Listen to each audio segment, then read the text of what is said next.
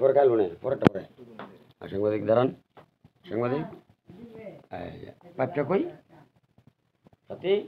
ভালো লাগবে ভিতরটা একটু করে সুন্দর করে কিন্তু 3000 হবে না বিচারকটা বলবে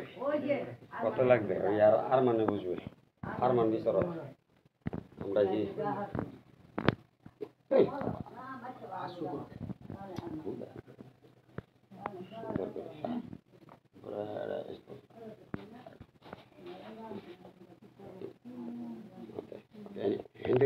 হেন্দ্রি জন্য করবে না এই পর্যন্ত